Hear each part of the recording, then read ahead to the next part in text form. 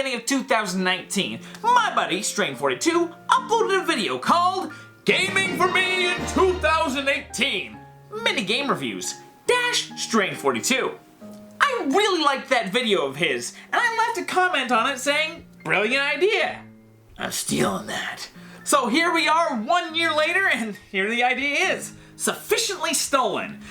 Over the year, every time I played a game, I wrote down the month, and I wrote down the game that I played the most for that month. And so here, I guess I'll tell you about my gaming in 2019. I mean, if you honestly want to know what I played during the last year, you can just look at my videos. That's mostly what I played. But what about my free time? When I'm not making a video for Telltale's The Walking Dead Season 1, what was Heemin Gaming Station playing? Well, I'll go month by month, tell you about my experiences, and give some of those fun little mini game reviews. And I think my 2019 gaming starts in December of the previous year, on December 7th.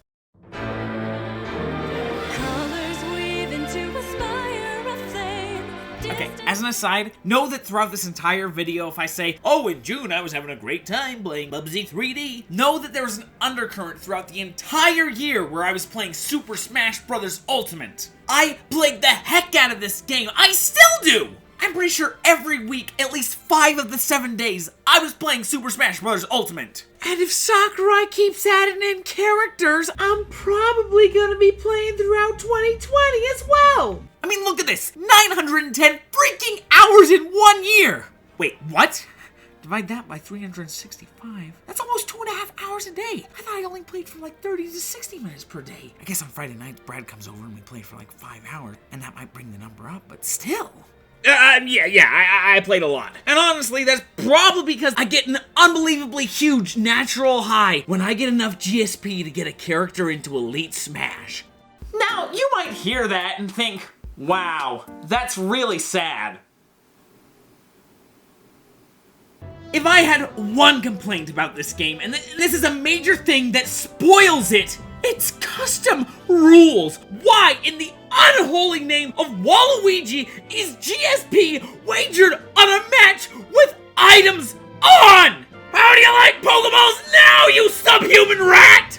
I honestly don't know if I'm gonna play this game to the moon and back in 2020 with items on. I hope and I pray that they separate the wheat from the chaff. I would give anything if it meant that I could play Smash Bros. Without Tiki coming in and deciding the whole timed battle!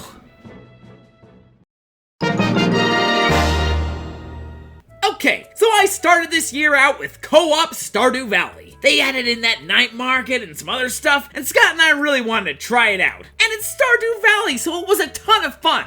I can't really show any of the footage, but I'll go ahead and give you guys a tour of my farm. So, here's my house, and my beautiful wife, Emily. I'll go ahead and give her an aquamarine. We got some boxes and stuff here, and if we step outside, we can look at the field. Oh, that's just my Joja soda machine. Yep, this is a Joja town. We only accept the best here. Okay, so we have a lot of sprinklers here to automate the process. You can see that I'm classically trained in the Harvest Moon method. I really just prefer my 3x3 squares. Down here we got our giant melon, and let's check out Scott's fields. You see, he's far more efficient. Now let's go in and check out the greenhouse. There we go, fully stocked with ancient fruit and, Scott has a lot of, kegs. But let's go check out his shed and, Scott.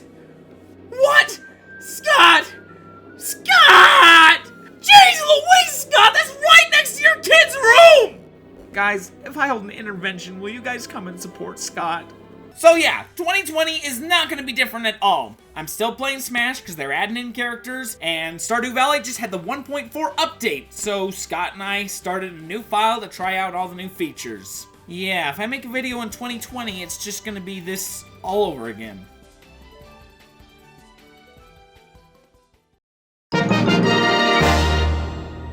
Wargroove.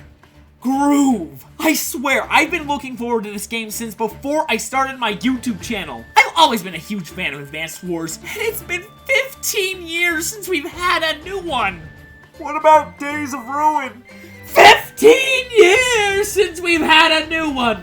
Since Intelligent Systems don't think they can shoehorn in a marriage mechanic into the game, they don't think it'll sell. So it fell upon Chucklefish to pick up the slack, and it is glorious. You can definitely feel the years of development that went into this game. The campaign has like 30 really good, balanced, and fun missions. 40 hours I sunk into this game, and there's so many extra modes, I can add in so many more hours. Yes, February was definitely the month of Wargroove. If you remember the old Advance Wars series, or if you like Fire Emblem, I cannot recommend Wargroove enough. Flip, man, they have a second free update coming this February. Developers like this deserve the support.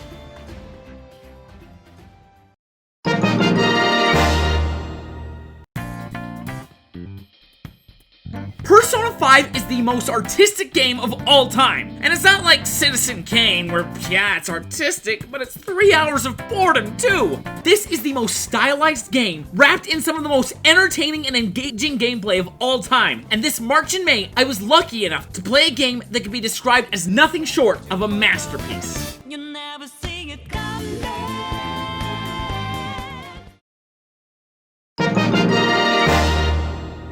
And then later in May, a friend of mine who actually got me Persona 5 for my birthday just randomly out of the blue gave me a Switch code for Enter the Gungeon. And holy cow, this game is amazing, and it is perfect for my style of playing video games. I like to play for like half an hour to an hour before I go to bed, and that's how long a session of Gungeon usually lasts.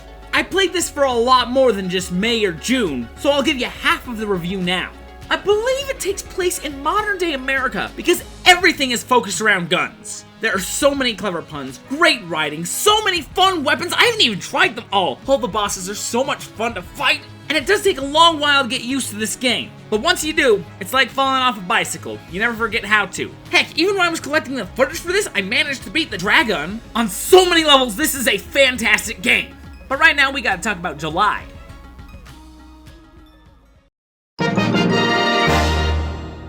Now, July marked the release of Fire Emblem Three Houses. I was so looking forward to this game. The tension was mounting, but it came out on the 26th. I need Fire Emblem now! So I went and popped in Awakening and had a blast! Oh my gosh, this game is so good. I'm really glad there isn't video of me online saying that Fates is better than it. Okay, Fates might be better, technically speaking, but the Fire Emblem game that I like to come back to is most certainly Awakening. Replaying this game was a blast! I made a female Robin, I married Crom, put lots of people on horsebacks, it was great! And I finished just 2 hours before picking up Fire Emblem Three Houses. In fact, my only real complaint about Fire Emblem Awakening is the same problem that Smash Bros. Has. You still have Tiki showing up and killing your enemies!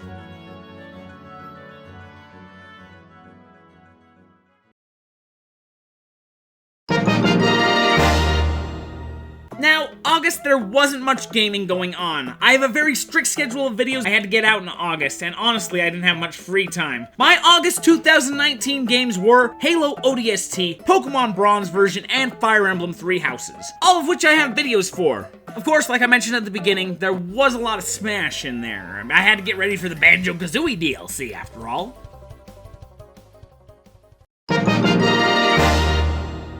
However, Fire Emblem Three Houses is also played for fun. One of my goals for this game is to unlock every support conversation, and in September I just played the last level of Silver Snow over and over to unlock every S rank I had available. Just look at Shamir and Catherine, they are so adorable when they're off-model! But that was only 8 conversations, so the rest of September was back to the Gungeon. And this month, I started beating it. It probably took 50 dives with Convict before I finally got my first win. But after that, the Hunter took probably maybe 10 dives, 2 dives with the Marine, and miraculously, I got the Pilot down on his very first run. Which is nothing short of a miracle with how awful his starting pistol is. Oh yeah, no, it's fine. I didn't want to hit my enemies anyway. But seriously, Enter the Gungeon might be the best game I played this year. There is so much more content that I still have to do. When I beat the game for that footage capture, I got stolen down to some area I didn't even know about. There's a mission hooked to this key, unlocking the computer and the bullet and the awesome hat guy. Honestly, I could go on, but I want to stop while I still absolutely love this game.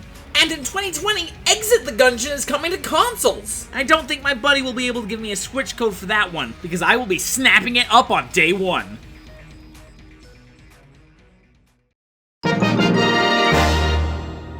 Now, October is actually where I finished Gungeon, and after that, I started playing Hollow Knight. Another amazing game, an artistic marvel with great gameplay to boot. It's a simple game, but it is also merciless. If you get careless, it will not hesitate to punish you, and it was a lot of fun. I enjoyed going through all the areas and then coming back with my new powers, and it made me really appreciate Metroidvania game design. Unfortunately, I didn't finish it. I became too reliant on the map. If I enter an area without a map, the game becomes way too cumbersome. As I mentioned, I like my 30 to 60 minute gameplay sessions. When I'm done, I want to go to the save spot. I don't have the map, I can't find it. If I spend over an hour looking for a save spot once I've decided to quit, well, then I end up quitting for a little longer. Maybe if I gave it a dedicated day or two and just sat down and played the game, it would go better, but I didn't finish it. However, I would still give this game an A+ rating.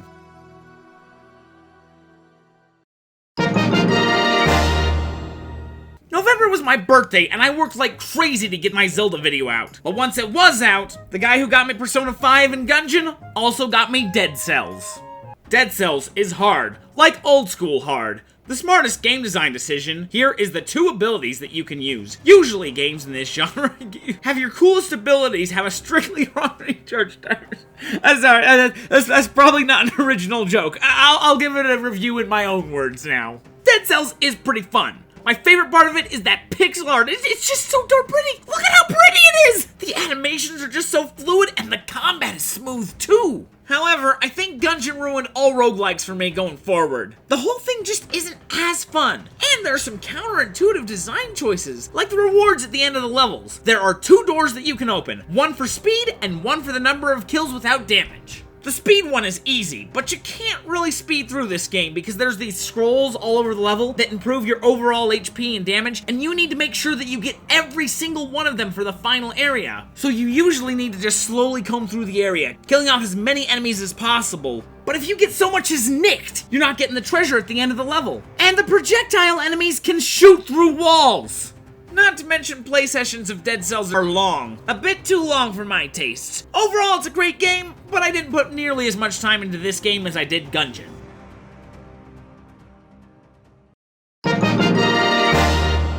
And that brings us to the end of the year. How did I finish off 2019?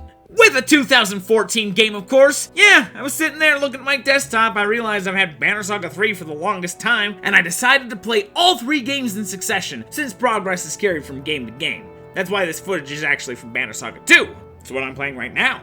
I do love this series. It's got a unique combat system that I love. It's got lots of management systems that I love. And it's got a breathtaking art style that I love! It's honestly one of the best game series I've ever played. If you like Fire Emblem, you've gotta try out Banner Saga.